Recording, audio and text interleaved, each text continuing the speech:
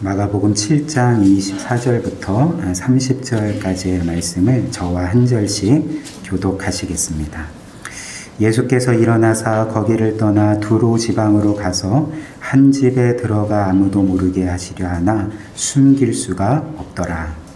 이에 여러 귀신을 먹는 사람과 한 여자가 예수의 손을 듣고 곧 와서 그 발 아래에 엎드리니 그 여자는 헬라인이요 수로보니게 족속이라 자기 딸에게서 귀신 쫓아내 주시기를 간구하거늘 예수께서 이르시되 자녀로 먼저 별들이 먹게 하시니 자네는 떡을 취하여 개들에게 던지니 마땅치 아니하니라. 여자가 대답하여 이르되 주여 올소이다마는 상 아래 개들도 아이들이 먹던 부스러기를 먹나이다. 예수께서 이르시되 이 말을 하셨으니 나가라 귀신이 내 딸에게서 나가느라. 함께 읽겠습니다. 여자가 집에 돌아가 본즉 아이가 침상에 누웠고 귀신이 나갔더라. 아멘. 지난주 우리가 살펴본 말씀처럼 예수님께서는 진정한 더러움과 깨끗함이 무엇인지를 말씀하신 후에 오늘 본문 말씀처럼 계시던 갈릴리를 떠나서 인근 지역인 두로 지방으로 가셨습니다. 그래서 어느 한 집에 들어가셔서 아마도 이제 지친 몸과 마음을 제자들과 함께 좀 충전하시려고 쉼을 가지시려고 하셨던 것 같은데요. 그러나 오늘 말씀처럼 이제 그럴 수가 없었죠. 숨길 수가 없었습니다. 그 본문 말씀에서 보는 바와 같이 예수님께서 가셨던 이 두로 지방은 이제 갈릴리 북서쪽에 인접한 지역이었고 약 40km 정도밖에 떨어지지 않은 곳이었기 때문에 예수님께서 유다와 갈릴리에서 행하신 놀라운 기적들 그리고 수많은 사람들을 고치시고 또 수많은 귀신들을 쫓아내신 그 소식이 아마도 두로 지방에 전해졌을 것입니다. 그래서 모든 사람이 예수님을 일거수일투족 이렇게 바라보고 계속 있었고, 그래서 예수님께서 가는 곳마다 이제 사람들의 눈길이 향하였기 때문에 예수님이 두로 지방에 가셨을 때도 사람들이 이미 알고 있었던 것이죠. 그리고 두로 지방 사람들도 예수님의 이런 소식들을 이제 익히 들었던 바였기 때문에 아마도 많은 사람들이 예수님께 나아갔을 것입니다.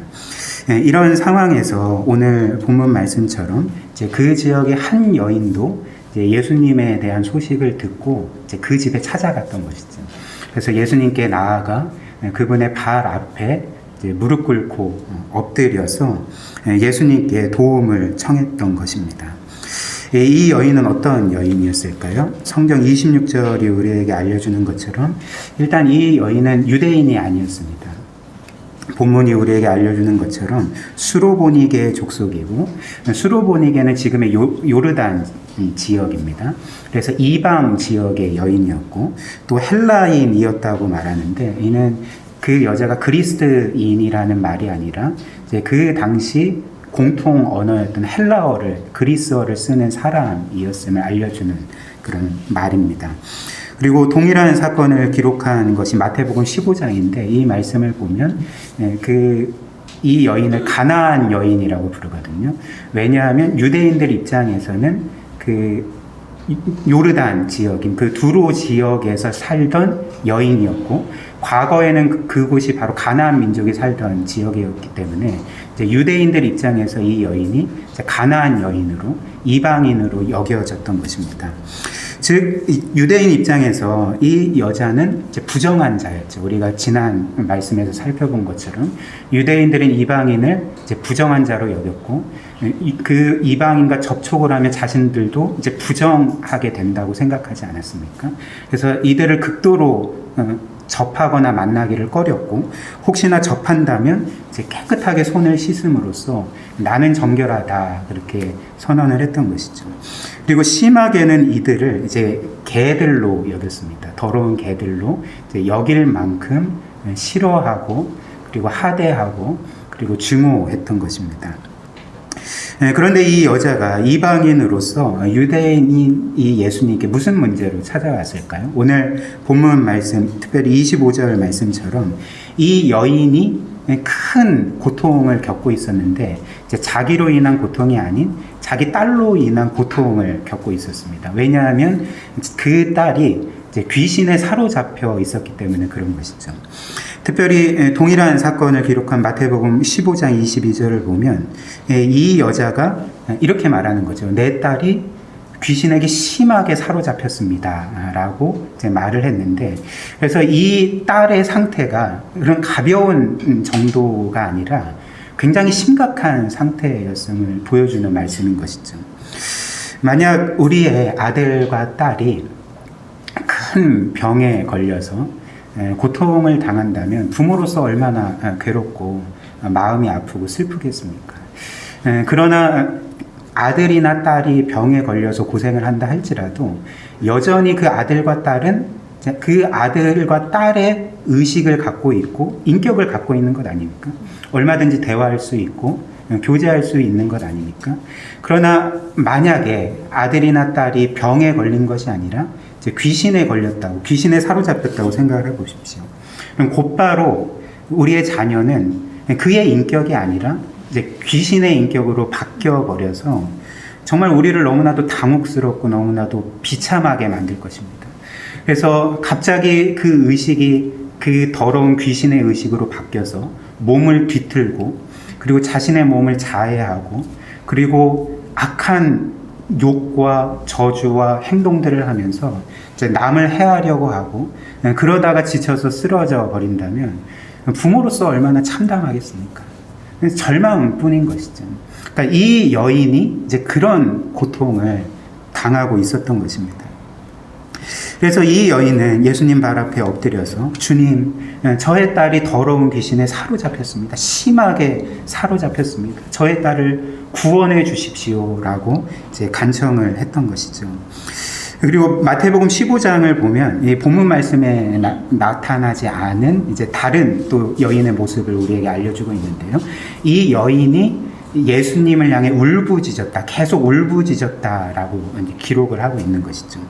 그리고 이 울부짖음이 얼마나 심했는지 그 마태복음 15장 말씀을 보면 제자들이 이 여인을 좀 내보내 주십시오. 너무나도 우리를 힘들게 하지 않습니까?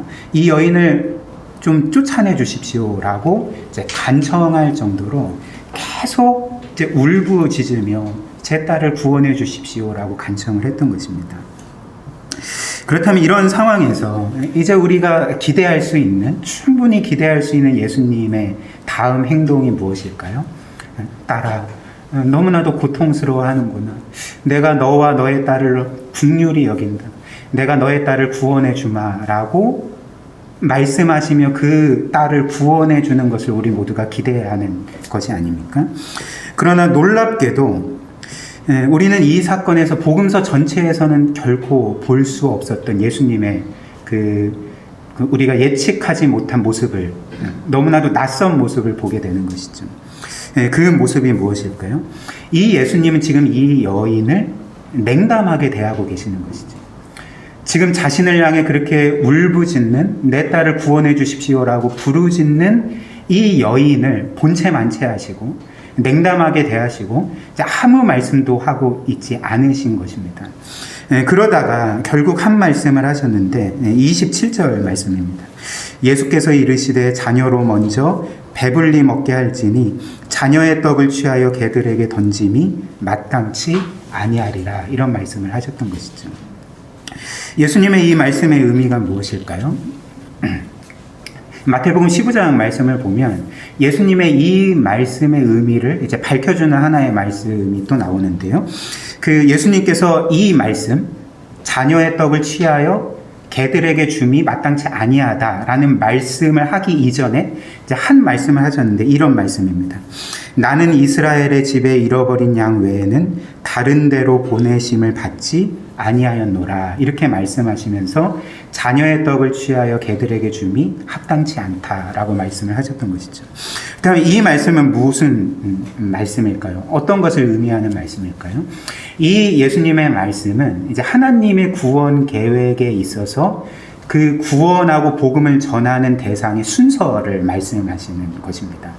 즉 하나님께서는 온 세상의 죄인을 이제 구원하시기로 계획하셨지만, 그러나 복음을 전하고 구원의 그 은혜를 누리는 대상에 있어서 우선순위를 정하셨던 것이죠. 그래서 첫 번째는 이스라엘 백성이었고, 그리고 이스라엘 백성이 복음을 듣고 구원받은 후에 이제 그들로 하여금 이방인들에게, 온 백성들에게, 온 민족과 나라에게 이제 복음을 전하고 그들을 구원하기를 원하셨던 것입니다. 그래서 이런 이유로 예수님은 이 땅에서 공생애를 보내실 때에 물론 사마리아 지역이나 이방인 지역인 사마리아 지역이나 데가볼리 지역에 가서 사람들에게 복음도 전하시고 그들을 구원해 주시기도 했지만 주로 사역하신 지역은 이스라엘 백성이 사는 유다와 그리고 갈릴리 지역이었던 것이죠. 그리고 예수님께서 하늘로 올라가신 이후에 제자들도 처음에는 이제 자기의 동족인 이스라엘 백성들에게만 복음을 전했습니다. 그래서 사도행전 초반부에 보면 이들이 회당에서 이스라엘 백성을 대상으로 이제 복음을 전하다가 이후에 그 복음을 전할 대상을 넓혀서 이제 온 민족을 대상으로 예수 그리스도를 증거했던 것이죠. 따라서 예수님께서 하신 이 말씀, 자녀가 먹을 떡을 취하여서 개들에게 줌이 마땅치 아니하다, 옳지 않다라는 말씀에서 이 자녀는 누구를 가리키는 것일까요? 이제 이스라엘 백성을 가리키는 것이죠. 개들은 누구를 가리키는 것입니까? 이제 이방인을 가리키는 것이죠. 그러나 하나님의 이런 구원의 계획, 그리고 우선순위가 있더라도 우리가 복음서 전체의 예수님의 삶을 보면 한 이방인이 예수님께 나아올 때 예수님은 결코 어떤 경우에도 그를 거부한 적이 없으셨습니다. 이 여자를 제외하고는 단 한 번도 이방인이 병고침을 구하고 귀신을 쫓아내 주시기를 구하고 구원을 구할 때 거절하신 적이 한 번도 없었다는 것이죠. 그래서 우리가 아는 것처럼 예수님은 이방인이었던 백부장의 청을 들으시고 그의 죽어가는 종을 구원해 주시지 않았습니까? 그리고 우리가 잘 아는 요한복음 4장의 말씀에 기록된 그 사마리아의 우물가로 나온 그 여인도 이방인이었고 사마리아 여인이었고 그리고 유대인들이 개처럼 취급하는 여인이었음에도 불구하고 주님은 일부러 그 여인을 만나러 사마리아에 가시고 그에게 복음을 전하시고 그를 구원해 주시고 더 나아가 그 마을 전체에 복음을 전해서 그들을 구원해 주시지 않았습니까? 그리고 또 우리가 아는 이방인 지역인 거라사에 군대의 귀신 들린 자, 그도 이방인이었는데 그 또한 긍휼히 여기시고 놀라운 능력으로 구원해 주셨던 것이죠. 그런데 예수님은 유독 이 여인에게만 냉담하게 대하시고 그리고 당시 유대인들이 이방인을 대한 것처럼 그를 개로 여겼던 것이죠. 물론 헬라어 성경으로 이 본문을 보면 예수님께서 이 본문 말씀에 개로 칭한 이 헬라어 단어가 그 당시 유대인들이 이방인들을 모욕적으로 부르던 개라는 단어와는 다른 단어입니다. 당시 유대인들이 이방인들을 그 모욕적으로 부르던 개라는 단어는 헬라어 단어가 이제 들개라는 의미이고요. 여기에서 사용하신 예수님께서 사용하신 이 개라는 단어는 이제 들개가 아닌 그 집에서 당시 그 사람들이 기르던 애완용 개를, 강아지를 가리키는 단어입니다. 그러나 그럼에도 불구하고 한 사람을 들개로 부르는 것도 모욕적이지만 강아지로 부르는 것도 그 모욕이 아니라고 말할 수 없지 않겠습니까? 충분히 모욕적일 수 있는 말인 것이죠. 그렇다면 예수님은 왜 이 여인을 이토록 냉담하게 어떤 면에서는 이제 모욕적으로 느낄 정도로 그렇게 대하셨을 것일까요?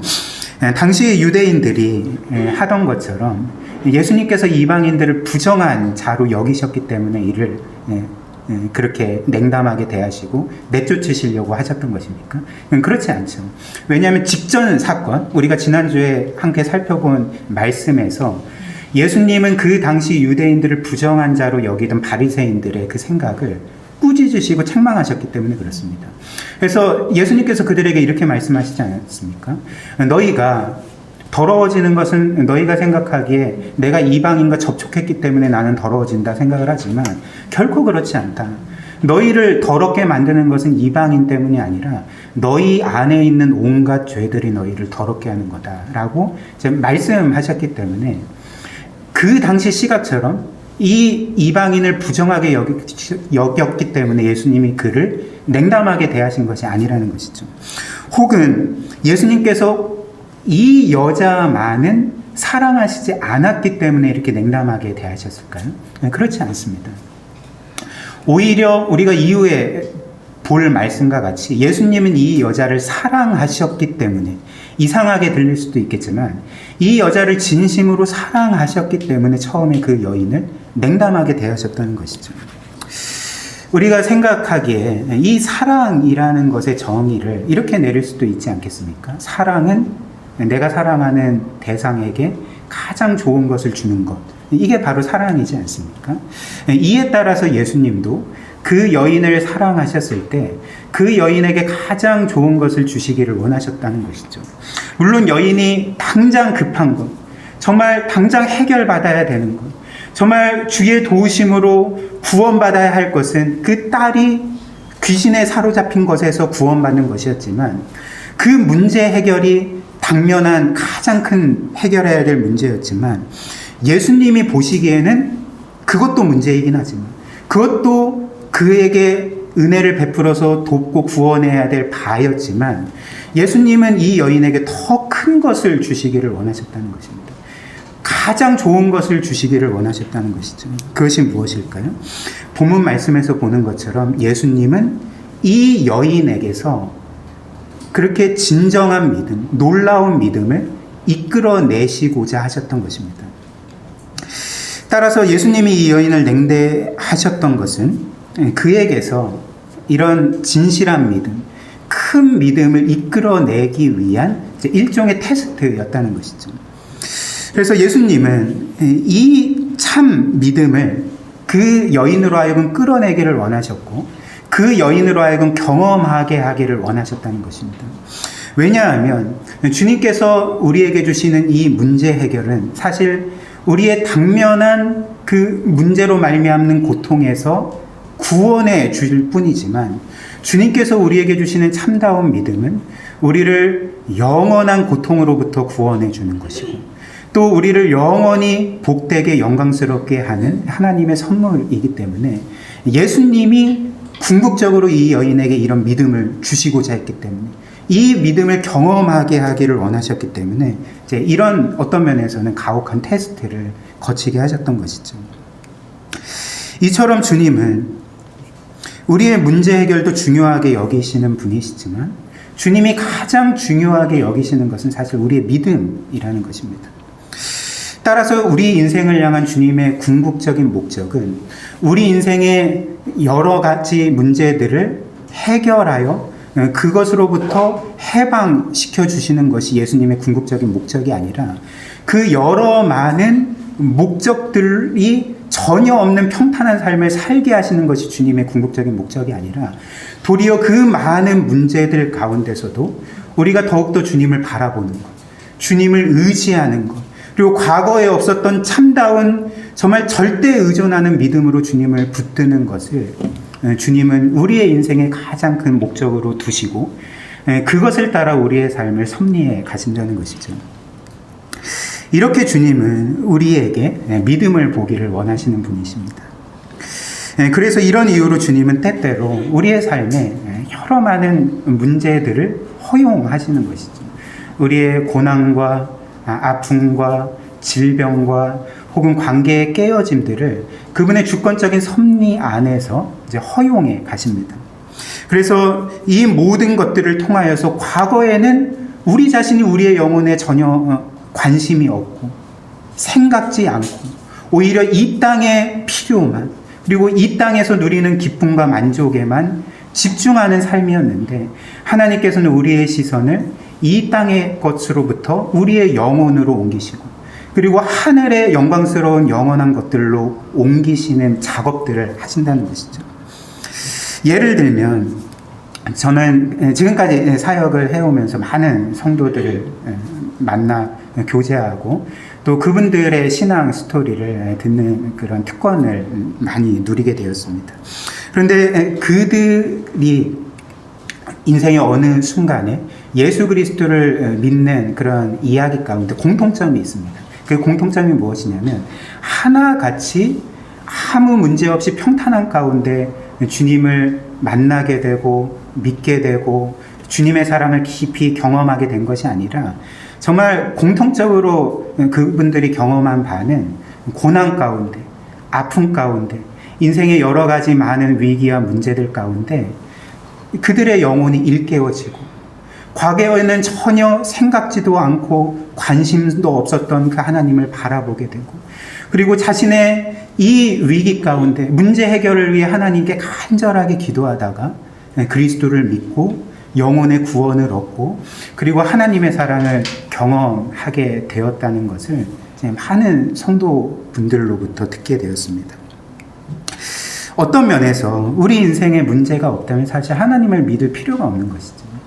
우리 인생이 전혀 문제가 없고 평탄하고 내 뜻대로 모든 일들이 다 잘 된다면 우리가 하나님을 믿을 필요가 무엇이 있겠습니까?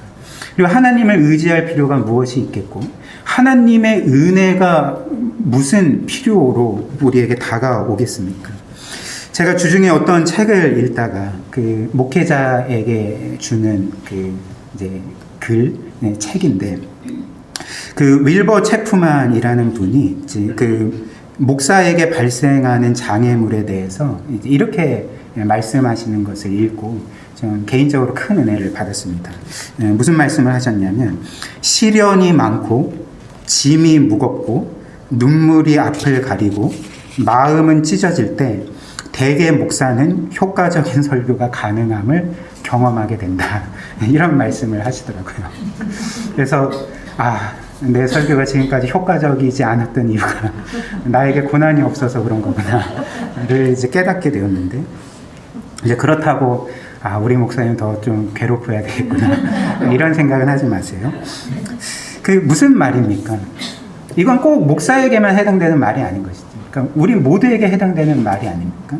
즉 삶에 여러 가지 문제가 없다면, 고난이 없다면, 슬픔이 없다면, 삶이 내 뜻대로 다 잘 이루어지고 평탄하다면 우리는 하나님께 나아가지 않고 하나님을 전적으로 의지할 필요성도 느끼지 못한 채 그렇게 살아가게 된다는 것입니다.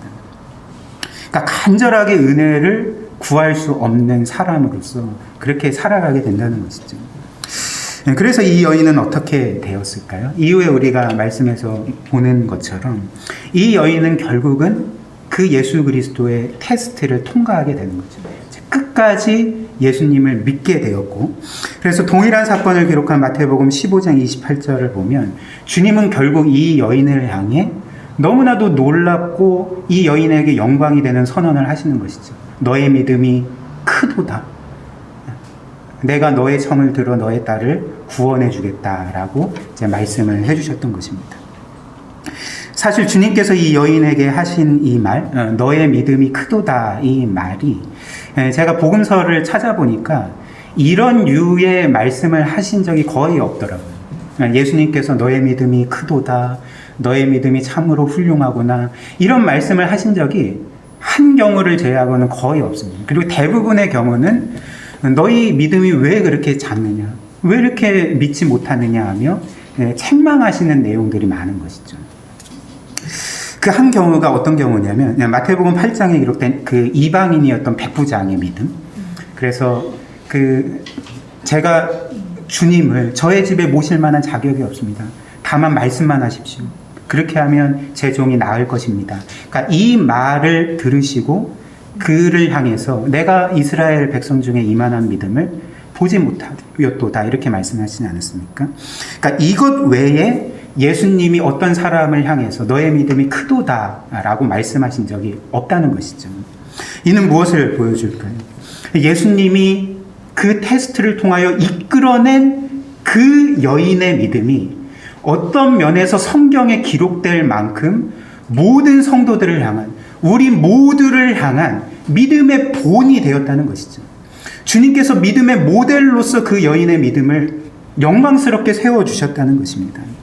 즉 주님께서 이 여인에게 가장 주고 싶어 하셨던 것은, 물론 그의 딸을 구원하는 문제 해결을 주시기를 원하셨지만, 그러나 그 여인을 더 많이 사랑하셨기 때문에 그 여인에게 이런 놀라운 믿음을 경험하게 하기를 원하셨고, 그 믿음의 테스트를 통하여서 그 큰 믿음이라 칭찬받았던 그 믿음을 이끌어 내주셨던 것입니다. 이런 놀라운 은혜를 주셨던 것이죠. 그렇다면 주님께서는 어떤 면에서 이 여인의 믿음을 큰 믿음으로 여겨주셨을까요? 우리의 믿음의 모델로 세워주셨겠습니까? 이제 세 가지 면에서 예수님께서는 이 여인의 믿음을 이제 큰 믿음으로 여겨주셨는데요. 첫 번째는 이제 끝까지 간구함이고, 두 번째는 겸손히 간구함, 그리고 세 번째는 주님의 능력을 믿고 확신한 것. 이 세 가지가 바로 그 여인의 믿음의 특징이었습니다. 이 세 가지를 통하여서 이제 하나님께서 기뻐하시는 믿음에 대해서 함께 살펴보기를 원하는데요. 첫 번째로 이 여인의 믿음의 특징은 이제 끝까지 간구한 것이었죠. 포기하지 않고 끝까지 예수 그리스도를 의지하고 붙들었던 것입니다. 그리고 이는 성경이 우리에게 보여주는 그 믿음의 본질에 대해서 너무나도 많은 것들을 우리에게 알려준다는 것이죠. 믿음이란 무엇일까요? 믿음을 또다시 정의하자면 주님만이 나를 구원하실 수 있다는 것을 믿고, 즉 나는 죄인으로서 주님이 아니면 아무 소망이 없이 영원히 비참하게 되고 영원히 고통받을 수밖에 없지만, 주님께서 나를 위하여 죽으시고 완전한 구원을 이루셨기 때문에 나는 이 주님을 어떤 일이 있어도 끝까지 붙들어야 된다. 끝까지 의지해야 된다. 이 주님의 은혜를 반드시 받아야 된다라는 마음으로 그 주님을 절대 의존하는 것이 바로 믿음이라는 것입니다. 예를 들면 본문 말씀의 여인의 경우처럼 한 가지 좀 가정을 해봅시다. 어떤 한 부모에게 딸이 하나 있는데 그 딸이 죽을 병에 걸렸다고 해봅시다. 희귀병에 걸려서 정말 너무나도 안타까운 것이, 이 나라에는 그 딸이 걸린 병을 고칠 수 있는 사람이 없는 것입니다. 그래서 부모로서 정말 이 딸을 그렇게 적절한 치료도 받지 못하고 죽게 만들어 가게 하는 것이 너무나도 마음이 찢어지고 정말 깨트려지고 너무나도 고통스러운 상황에서 그렇게 시간을 보내고 있었던 것이죠. 그렇게 절망적인 시간을 보내다가 어느 날 너무나도 놀라운 희망의 소식을 듣게 됩니다. 그 소식이 무엇이냐면, 우리나라는 없지만 어느 먼 나라에 이 병을 고칠 수 있는 세계에서 단 한 명의 의사가 살고 있다는 소식을 듣게 된 것입니다. 그렇다면 이 소식을 들은 부모는 어떻게 할까요? 딸을 고치고 싶지만 그 나라가 너무 멀어. 그리고 나에게는 지금 돈도 많이 없는데 거기까지 갈 비행기표는 어떻게 구하겠어? 지금까지 여러 많은 노력을 했으니까 이때쯤이면 포기해도 되지 않을까? 라고 말하면 포기하겠습니까? 그렇지 않죠. 어떤 수를 써서라도 이제 그 나라에 가서 그 의사를 찾아가 자신의 딸을 고치려고 할 것입니다. 그래서 우여곡절 끝에 그 부모는 그 의사가 살고 있는 나라로 가게 되었고, 그리고 그 의사가 운영한다고 들었던 그 병원에 찾아가게 되었던 것이죠. 그래서 그 병원에 들어가서 그 의사를 만나려고 찾으니까 그 의사가 보이지를 않는 것입니다. 그래서 이제 간호사나 다른 관계자에게 물어보니까 한 달 전에 그 의사는 이제 은퇴해서 지금 다른 의사에게 그 병원을 넘기고 다른 곳에 가서 이렇게 노년을 보내고 있다는 그 소식을 듣게 되는 것이죠.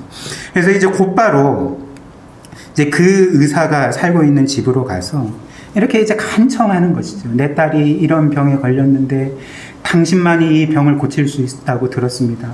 그렇기 때문에 내가 먼 나라에서 이곳까지 와서 당신 앞에 나와왔는데 꼭 제 딸의 병을 고쳐주십시오라고 눈물을 흘리면서 이렇게 간청을 하는데, 그 의사가 그러는 거예요. 나는 지금 은퇴한 지 한 달도 넘었고 이제는 누구를 고치고 말고 그런 마음도 없고 그럴 기력도 없습니다.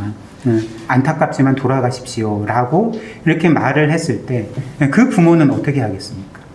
아, 이제는 끝이구나, 이제는 포기할 시점이구나 라고 하겠습니까? 그렇지 않고 끝까지 붙드는 것이죠. 그 의사가 마음을 돌이켜 자신의 딸을 고쳐줄 때까지 끝까지 간청하고 끝까지 의지하고 끝까지 붙들고, 그래서 끝까지 그 의사의 도움을 구하지 않겠습니까? 믿음의 본질이 바로 이와 같다는 것이죠.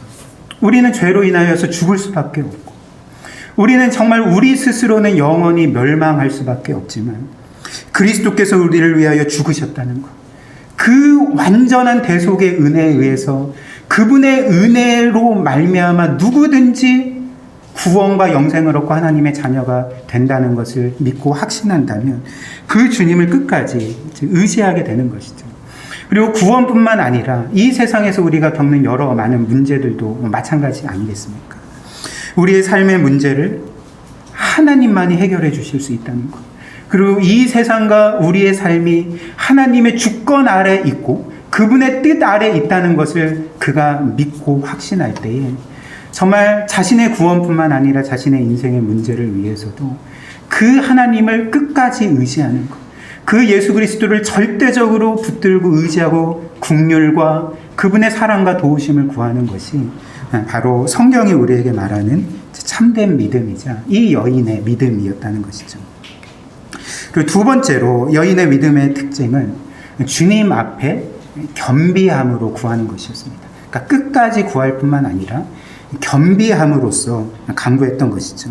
이를 어떻게 알 수 있을까요? 오늘 본문 말씀의 내용처럼 예수님께서 처음에 이 여인을 냉대하셨을 때, 정말 본체만체 하시고 이 여인의 그 간청을 거부하셨을 때에 이 여인이 그 모든 것들을 어떻게 받아들였습니까? 그냥 있는 그대로 받아들였던 것이죠. 심지어 예수님께서 그를 개로 여기시는 듯한 모욕적인 그 상황에 맞닥뜨렸을 때도 여인은 그 모든 것을 그냥 있는 그대로 받아들였던 것입니다. 그래서 예수님께서 자녀의 떡을 취하여 개들에게 주는 것은 옳지 않다라고 말씀하셨을 때 이 여인이 뭐라고 말했습니까? 옳습니다라고 말했던 것이죠. 주님 그 말씀이 맞습니다라고 말했습니다. 그렇다면 여인은 어떻게 이런 냉대와 모욕적인 상황을 있는 그대로 받아들일 수가 있었을까요? 답은 한 가지이지 않습니까? 그가 예수님께 나올 때 이미 그의 마음에 나는 예수님께 나아갈 자격이 없다, 나는 그 예수님의 도움을 받을 자격도 없고 그분의 어떤 은혜와 구원을 받을 자격도 없다라고 생각하며 나아갔기 때문에 예수님께서 그를 냉대하실 때도, 그에게 어떤 모욕적인 언사로서 그를 거절하신 듯 보였을 때도 그 여인은 이 모든 것들을 그냥 있는 그대로 받아들였던 것입니다. 그래서 그 예수님의 말씀에 옳습니다라는 그 여인의 말의 의미가 무엇입니까? 주님 맞습니다. 주님이 생각하시는 것처럼 저는 주님께 나아갈 아무런 자격이 없는 자입니다. 주님이 저에게 은혜를 베풀어 주실 의무도 없고 제가 이렇게 간청한다 할지라도 저를 도우실 그런 어떤 의무도 없습니다. 그럼에도 불구하고 저는 자격 없지만 아무 공로 없지만 주님의 긍휼과 은혜를 구하여 이 자리에 나왔습니다. 이런 말이 아니겠습니까? 그래서 이 여자가 이어서 어떤 말을 했을까요? 주님, 저에게 자격이 없지만 그럼에도 불구하고 개들도 주인의 상에서 떨어지는 부스러기를 먹지 않습니까? 자격 없는 저에게 그런 은혜를 주옵소서라고 이렇게 간청을 했던 것이죠.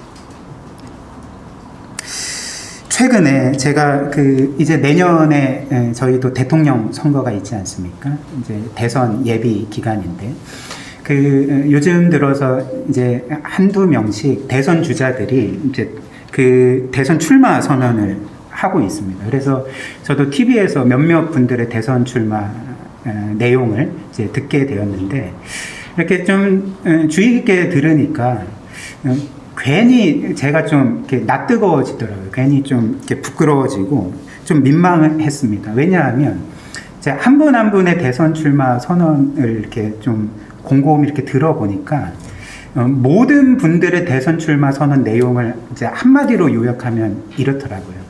나는 훌륭하다. 내가 제일 자격이 있다. 내가 제일 대통령 되기에 합당하다. 그러니까 결국은 이런 말이더라고요. 이처럼 이 세상 모든 사람들은 사실 자격 조건을 갖추기를 원합니다. 왜 그럴까요?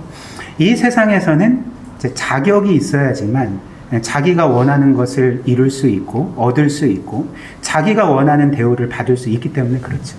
그렇다면 반대로 생각하면 이 세상에서 자격이 없는 것은 무엇을 의미합니까?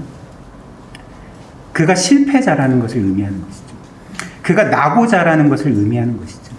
그가 원하고 바라는 바를 결코 이룰 수도 없고 얻을 수도 없음을 의미하는 바가 아닙니까? 이렇기 때문에 이 세상 모든 사람들은 어떻게 하든지 자격 조건을 갖추려고 하는 것이죠.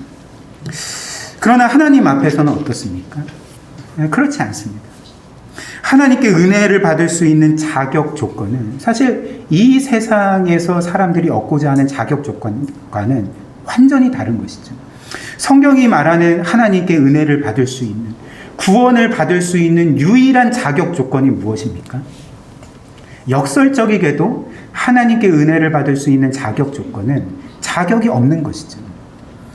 자격이 없는 자만이 하나님께 나아갈 수 있고, 자격이 없는 자만이 하나님의 은혜를 구할 수 있고, 자격이 없는 자만이 그분의 무차별적으로 부어주시는 사랑과 은혜와 구원을 받을 수가 있다는 것입니다. 즉 자격 없는 것이 유일한 자격 조건이라는 것이죠. 바로 이 여인의 모습과 같지 않습니까? 이 여인은 주님께 나아갈 때 정말 솔직한 심령으로 나는 자격이 없습니다. 주님이 나를 애완용 강아지로 여길지라도, 유대인들이 나를 개처럼 여길지라도 맞습니다. 저는 그처럼 하나님께 그리스도께 나아갈, 또 그분께 은혜를 받을 자격이 없지만 그럼에도 불구하고 개들도 주인의 상에서 떨어지는 부스러기를 먹는 것처럼 저에게 그런 은혜를 주십시오. 주님은 이런 여인의 겸비함을 보시고 너의 믿음이 크다 칭찬해 주시면서 이렇게 성경에 기록될 만한 큰 믿음의 모범으로서 모든 사람들에게 선언해 주셨다는 것입니다. 마지막으로 세 번째로 여인의 믿음의 큰 특징은 주님의 능력을 전적으로 신뢰했던 것이죠. 우리가 본 것처럼 이 여인은 예수님께 개들도 주인의 상에서 떨어지는 부스러기를 먹지 않습니까? 저에게 그런 부스러기를 주십시오라는 고백을 했는데, 이는 여인이 주님 앞에 겸비해졌을 뿐만 아니라 또 다른 그 여인의 믿음의 특징을 보여주는 것이죠. 그 믿음의 특징이 무엇이냐면 바로 주님의 능력을 전적으로 신뢰한 것이었습니다. 왜 그럴까요? 이는 주님께서 저와 같은 자격 없는 자에게 베풀어 주시는 부스러기 은혜만으로도 제 딸이 능히 구원받을 수 있습니다라는 고백이었기 때문에 그렇습니다. 그러나 우리가 기억해야 할 것이 있죠. 주님은 우리에게 은혜를 베풀어 주실 때에 단지 부스러기 은혜만 주시는 분이 아닙니다. 주님은 우리에게 단지 작은 은혜만 주시는 분이 아닙니다. 주님은 우리에게 은혜를 주실 때에 자신의 모든 것을 다하여서 그 은혜의 그릇에 담아 우리에게 주시는 분이 아닙니까? 이를 어떻게 알 수 있을까요? 바로 이 말씀을 하고 계시는 주님께서 이미 우리를 위해 자신의 생명까지 아낌없이 주신 분이기 때문에 그런 것이죠. 그리고 그분의 아버지신 성부 하나님께서 우리와 같은 죄인을 위하여 그 자신의 독생자 예수 그리스도를 아낌없이 내어주셨기 때문에 우리가 확신할 수 있는 바는 주님이 우리를 위해 은혜를 주실 때에 부스러기 은혜가 아니라 자신의 온 힘을 다하여서, 자신의 온 마음을 다하여서, 자신의 모든 것을 다하여서 우리에게 은혜를 베풀어 주시고 우리를 도우시고 우리를 가장 선한 길로 인도해 주신다는 것입니다. 그래서 로마서 8장 32절이 우리에게 이렇게 말하는 것이 아닙니까? 자기 아들을 아끼지 아니하시고 우리 모든 사람을 위하여 내주신 이가 어찌 그 아들과 함께 모든 것을 우리에게 내어주시지 않겠느냐. 존 파이퍼가 이 구절을 이제 강의하면서 이제 이런 말을 합니다. 이 로마서 8장 32절 말씀은 의문형이 아니다. 의문형 형태로 되어 있지만 의문형이 아니다. 오히려 이 말씀은 이렇게 다시 읽어야 합당하다. 하나님께서 자기 아들을 아끼지 아니하시고 우리 모든 사람을 위하여 내주셨기 때문에 하나님은 당연히 그 아들과 함께 우리에게 모든 것을 주실 것이다. 하늘과 땅의 모든 영광과 이 영원한 모든 것들을 우리에게 상속으로 주실 것이고, 그래서 하나님은 우리를 무한히 영원히 복되게 하시고 영광스럽게 하실 것이다. 이 하나님을 신뢰하자라고 말하는 것입니다. 사랑하는 우리 귀한 성도 여러분, 오늘 이 여인과 같이 인생의 여러 문제로 인하여서 정말 간절한 마음으로 하나님께 구하고 계십니까? 하나님의 도우심을 바라고 구하고 계십니까? 우리가 분명히 확신할 수 있는 바가 있습니다. 하나님은 분명히 우리의 기도를 듣고 계시고 우리의 신음소리에 귀를 기울이고 계시고 또 우리에게 가장 선하고 좋은 것을 이루기 위해서 우리의 삶을 지금도 이끌고 계십니다. 결국에는 그 아들과 함께 우리에게 가장 좋은 것을 주실 것입니다.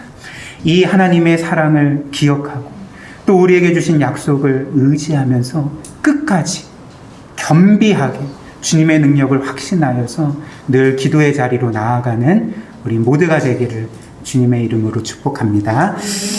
이 시간 우리 함께 말씀 기억하며 기도하도록 하겠습니다.